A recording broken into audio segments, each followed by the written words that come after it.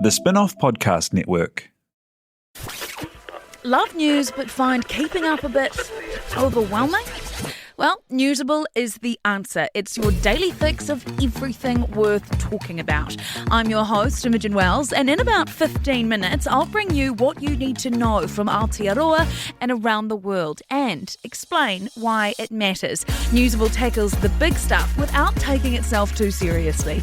Listen and follow wherever you get your podcasts.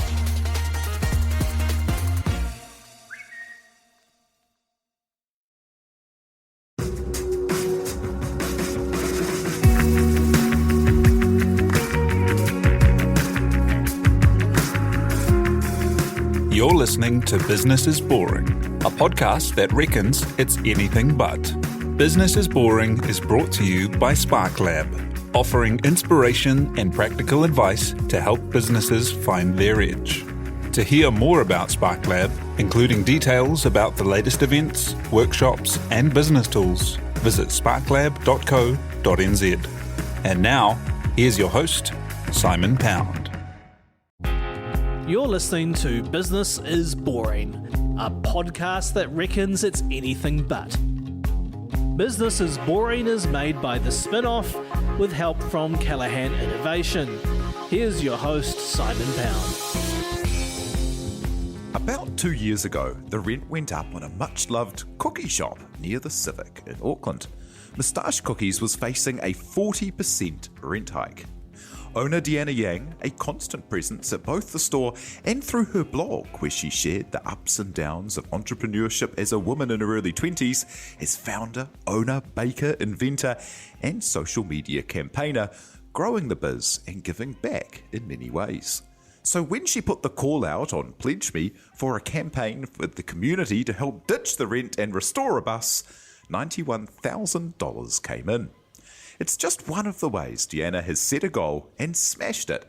And to chat her life and business, Deanna joins us now. G'day. Hi. Hi. Thank you very much for coming in today. Tell us, what's the origin story of Moustache Cookies? Well, Moustache kind of started actually way back when I was about 8 years old. So I come from a solo mother family of 3 children. So we didn't really have that much money growing up. And Mum, what she'd do, she would, instead of buying a lot of treats from the supermarket, she would bake everything herself. So one of my fondest childhood memories was waking up to the smell of freshly baked goods. And one of my favourite treats was, the humble milk and cookie. And I guess that's what cookies kind of symbolize to me, is that it reminds me of that childlike nostalgia, that that simple things are good and good things are simple. And so that's kind of where the inspiration first took hold in my heart, I guess. And I really enjoyed writing.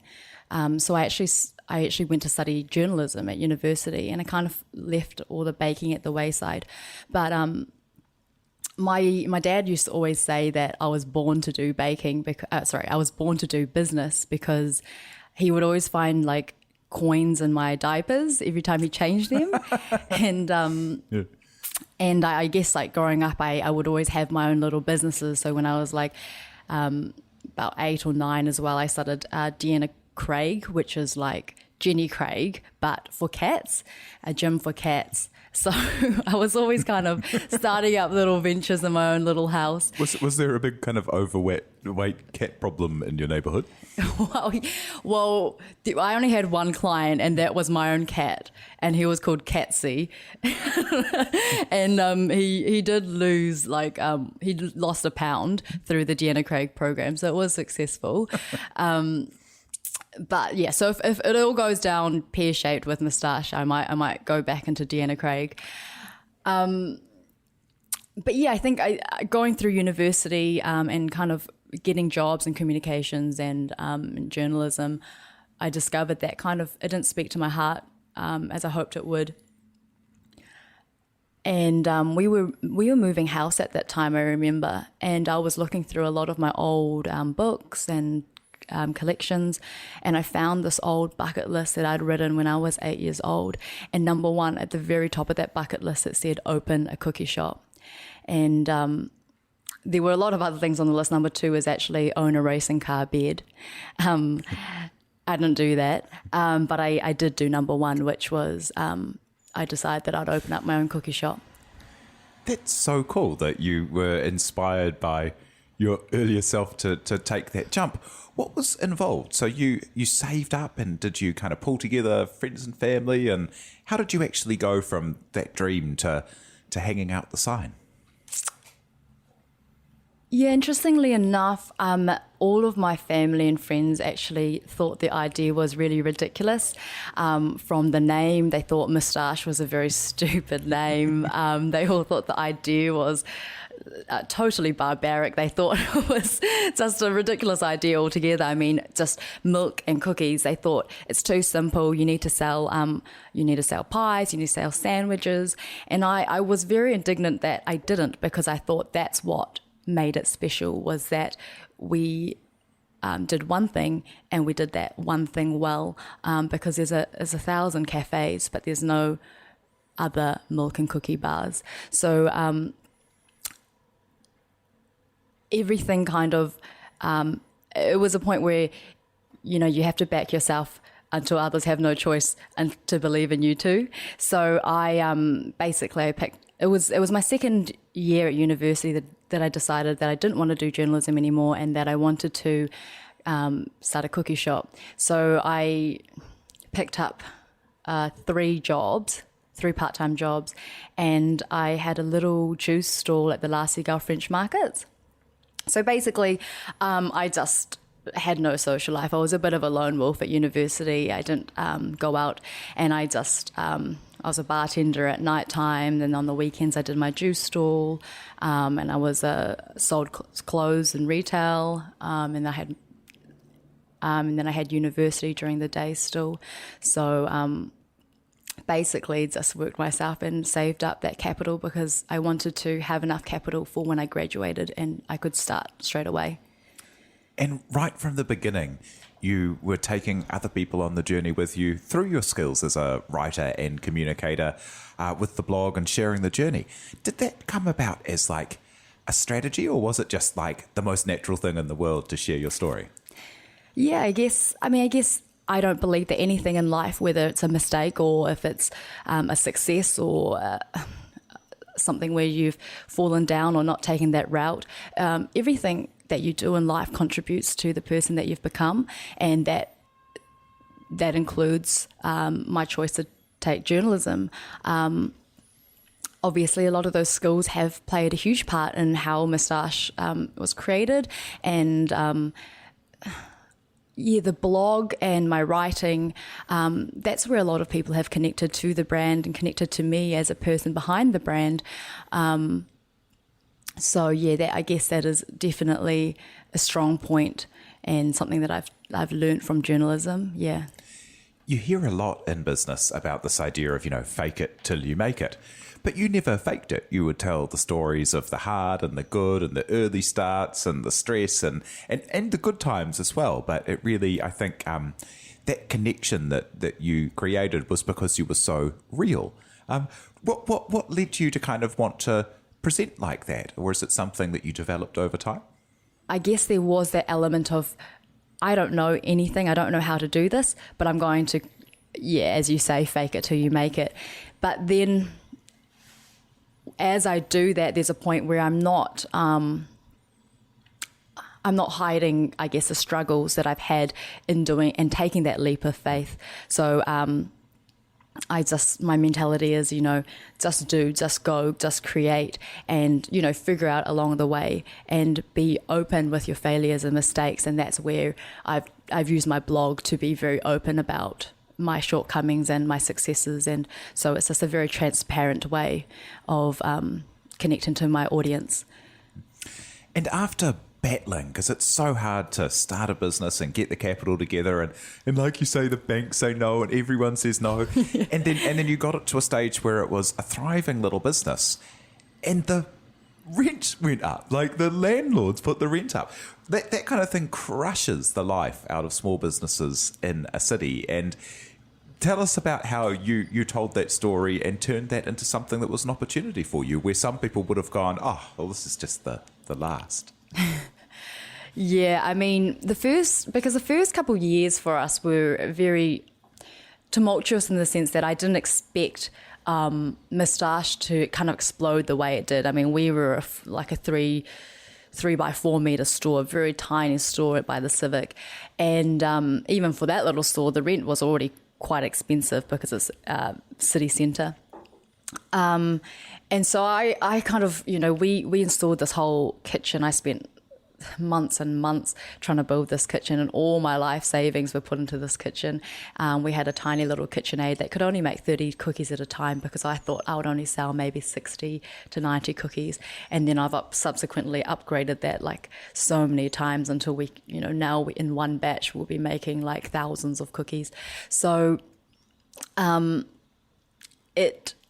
everything kind of, I was always kind of, I felt like I was chasing my tail a lot of the time in the first 2 years because it didn't go as I had planned in a good way. It's a good problem to have. But I think for a small business, we had kind of just found our feet. And, it's not like in hospitality, you invest all this money and a year later you're a millionaire, It's a long-term sort of game. And so after 2 years, having the rent go up by 40%, it was quite crippling to us as a small business, and it kind of swept the wind out from under me. But I guess we were negotiating a lot and trying to deal with it, I guess, amicably behind the scenes, but it didn't really go the way that we wanted to. And I decided, well, I can either suck it up and I can keep going forth with this, but deep down, I didn't feel very good about it. I felt like I would just be bound down to something that I really didn't agree with, because the properties next door to me were actually paying far less than I was, and their properties were actually, had bigger street frontage and were better than mine. So I thought, I started Moustache because it was something that I loved to do, and this was starting to strip the love out of that for me. And I was thinking about this rent thing and this money thing, and it took over my heart, and that wasn't good. So I said, you know what? Moustache doesn't exist within these four walls. It's something that I've created, and I can take that with me. So that's when even though I love that store, there's something about your beginning store, I decided to shut that down and to start from scratch, because that's what I believed was right with my heart. What a huge decision to make, because you've built up, because you were in the store every day from first thing, building it up customer by customer across all that time. And there wasn't anything except, you and the walls. So what a huge decision to make. And what was it that made you go completely mobile by deciding to get the bus? Yeah, so it was quite an interesting time because we had a lot of people kind of tell me what to do. And we had a lot of, I guess, investors come on at that point, and they wanted a little bit of this and a little bit of that, and everyone had their own vision for what they wanted Moustache to become. The overwhelming response was, it's a very stupid decision to close that store, and that owning a bus is even stupider. I don't think anyone agreed with that decision, actually. So when I announced that, I think there was a lot of surprise. I did explore. I'm a very open-minded person, so I did explore other options, like, okay, maybe we should take on investment, maybe we should do this. There was a lot of opportunities. So I went overseas and I explored, because we had a lot of overseas people interested as well. So I went overseas and met with people. Again, I guess I'm not much of a numbers girl. I run the business through my heart, which, I don't know if that's the right way or the wrong way. A lot of people said that it's not. You should business and your heart and emotion should never come into it. But that's just how I've done it. I've kind of navigated through how I feel. And what I'm inspired and where my love is kind of taking me. And so I thought, on my bucket list actually from when I was 8 also was to have a food truck one day. So I thought, look, this idea came out of that random bucket list from when I was a child. Why not do it again? So I thought, yeah, I'm going to buy a food truck. But I didn't want it to be any food truck. That's why I thought I originally wanted a double-decker bus so I could have seating up top and the kitchen down below. But that's clever. Yes, but, then we couldn't find a double-decker, so we got the single-decker bus. And that is massive, and we've obviously has its own set of logistical problems as well. And now I'm glad I did get the double-decker bus. So, no, I think it was just thinking, look, with a bus, you're not going to have landlord issues if you have a problem, which sometimes we have had with some of our places that we can just drive away. And that freedom and that control is quite liberating. So I think for me at that time, I just wanted to have a more flexible solution. And you went out there and went to the community and raised $91,000, which is amazing. Lorde chipped in and said, support the Save Moustache campaign when the rent questions were on. And then you used social media in the community to drum up custom, said, tell us where to drive the bus. So you were creating customers before you even headed out there. So you're looking at it from the... with hindsight, it looks like a series of very good social media campaigns and some great advertising, but it was all real along the way. When we had the crowdfund, I had, hundreds and hundreds of emails and messages all saying first memories of the shop, or that the person they married, they actually met in our shop. And, how it's kind of become, I guess, an institution or an icon of the area, and we're only 2 years old. So it was really a humbling experience, and to see, to raise $91,000 in 4 weeks to save Moustache was just so nice to see community back us and, give us that validation. That's so cool. And you came back, so you toured around the country with the bus and went and visited Moustache fans up and down the islands, and then came back and set up stores again. So what's the current kind of footprint of the business? So we went around touring, and that was in the summer. That was, 2 months visiting all these people, and that was a really great experience, very one-on-one. And then we came home and we opened the Auckland University store first, actually. And that was always a thing that I'd wanted to do, was to have a store on campus, because a lot of our fans are the younger generation. And then after that, we had the K Road store open. And it was unfortunate sort of timing, because what was kind of meant to happen was that we were meant to have the bus for, a good length of time, about a year or so, settle in, open the next store.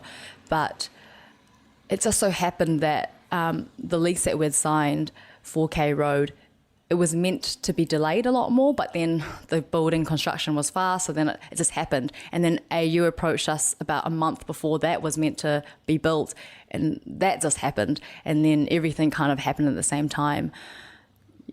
So you suddenly ended up with two stores and a bus. Yeah, so before I knew it, within the space of 6 months, we had three little stores, which was beyond my expectations. Yeah, but and at the time when all of this was happening, I was actually in Wellington with the bus. So I moved my life down to Wellington, thinking I'll stay in Wellington for a bit, and then suddenly everyone's like, no, we're putting this store in this store, and so I had to come back home, and bam, we had 3 stores.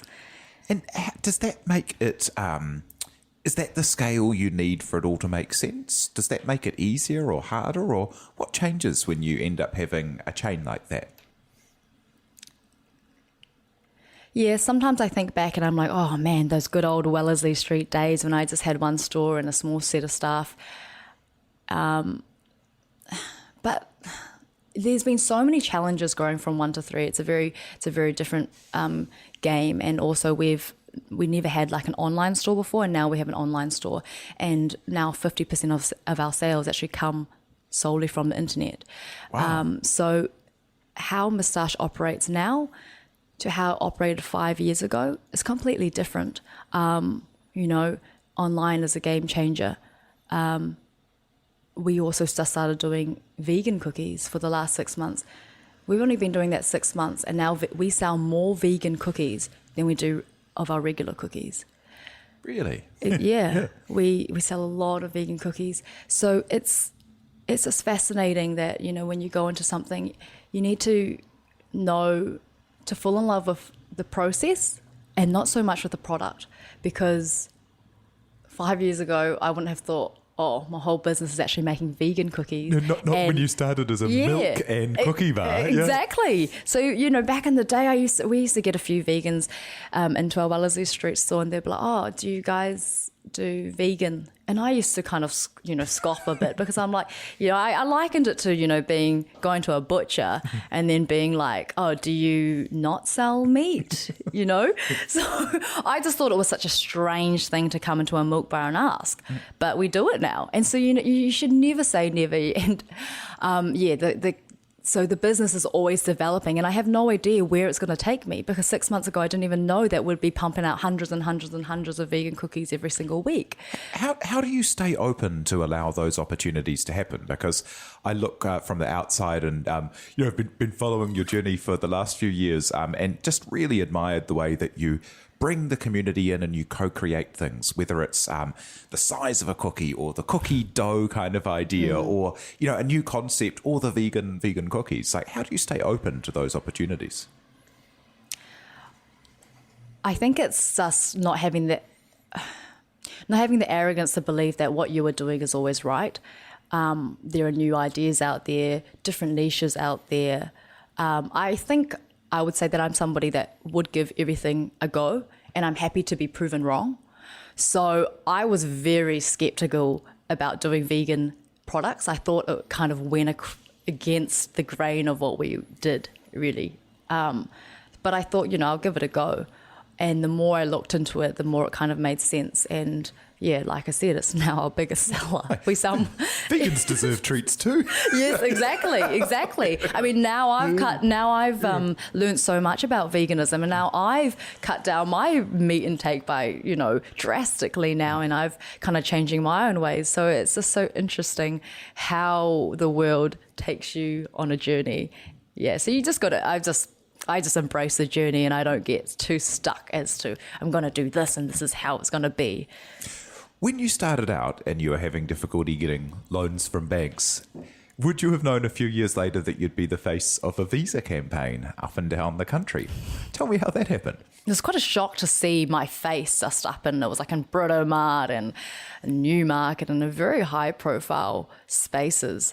And it was a funny turn of events for me to go from somebody who banks wouldn't even talk to somebody now that has got, 20-foot billboards. But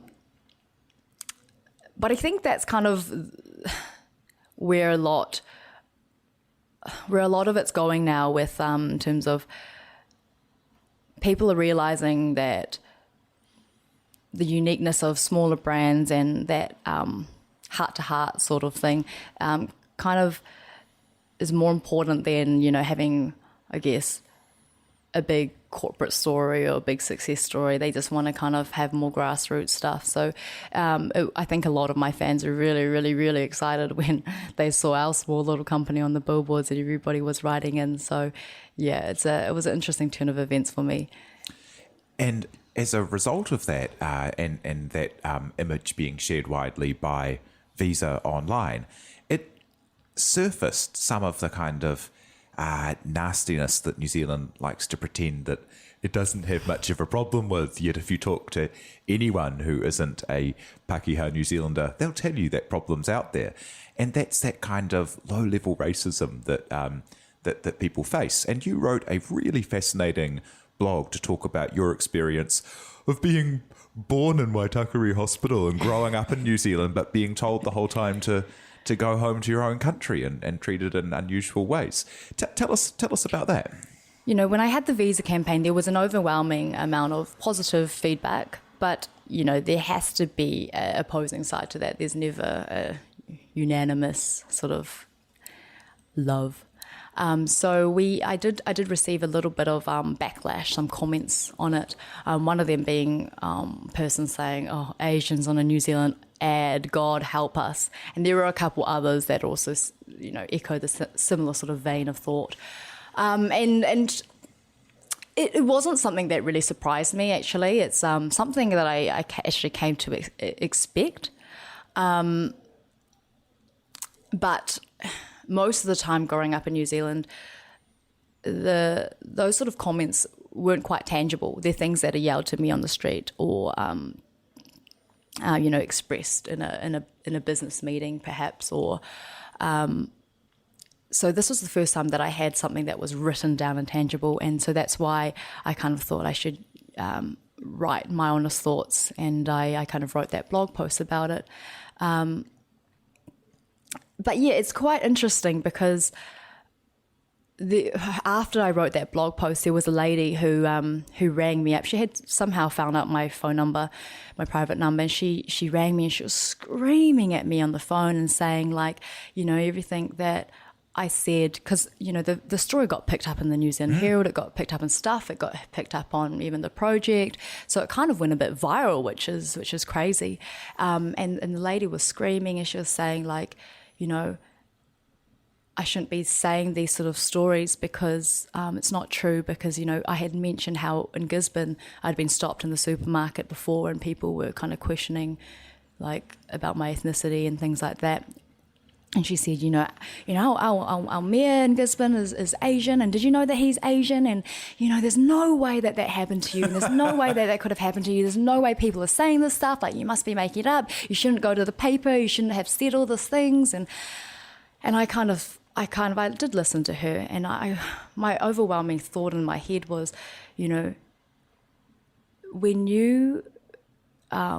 when you say that a problem doesn't exist because you have never experienced it yourself or because you've never seen it yourself, that is privilege. That's the privilege of not being screamed at on the street in Wellington that fuck you, Asian cunt. These are the things that just happened to me last year. They happen to me on a regular basis. So it was quite nice. That's a good thing about social media, is that you no longer have to be a big corporate with a lot of money to be able to share your story. And I think, honestly, New Zealanders, I love New Zealand. It's a great place to be. And I think every place is going to have those sort of people wherever you go. But it was overwhelming, the positive feedback from that blog as well. And, it's a little bit heartwarming. So, yeah. That is just so funny, terrible funny, but funny that someone would call you up and tell you that your experience is wrong, and it's like the internet comment section has tracked you down and given you a call. So the thing with kind of sharing that experience and letting people know that's there is that it helps other people who are in that boat know that they can push through. And, what's your experience been of people coming to you and saying, thank you for sharing that, it's made it easier for me? Yeah,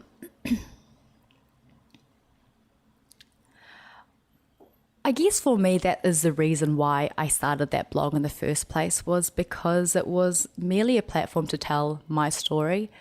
Everybody has their own,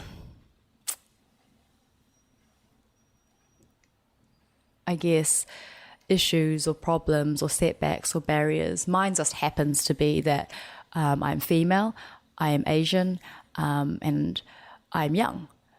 So those are the stories that come through in my blog.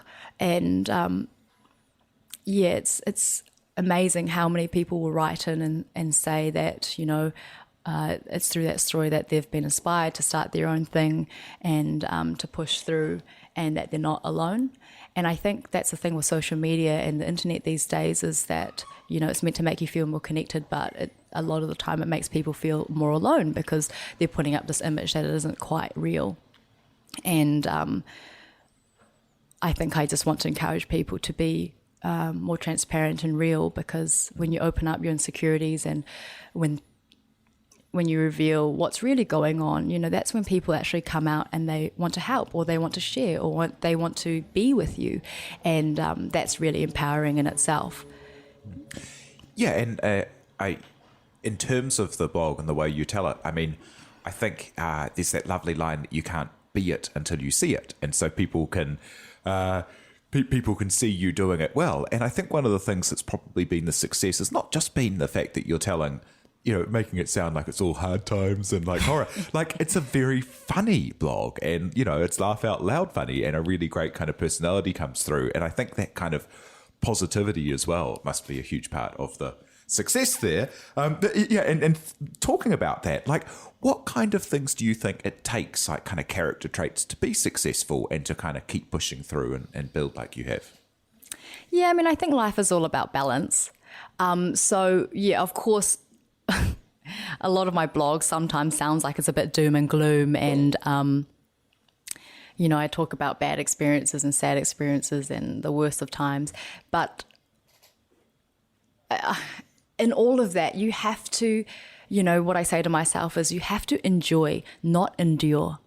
So all of that crap that happened is going to keep happening. There's no end to the crap that happens in life, and the sooner that you get used to the idea and accept the idea that, business is kind of, a bit, you gotta eat shit sometimes, it's a bit of a shit sandwich sometimes. So I think it's just having the balance to know that these things are going to happen, but to laugh along the way, to learn along the way, to not put so much pressure on yourself to be this person all the time, to know the answers, to be right all the time. So I think for me is, I guess, having that balance between just enjoying what's coming to you, embracing it, and instead of just enduring it until one day it will be over, because it's not going to be over. Do you have any kind of things you wish you'd learned earlier, or like if you could go back, it's only what, 5 or 6 years since you started, so it's pretty quick to have built so quickly. But is there any advice you'd go back and give the young self? I think it would.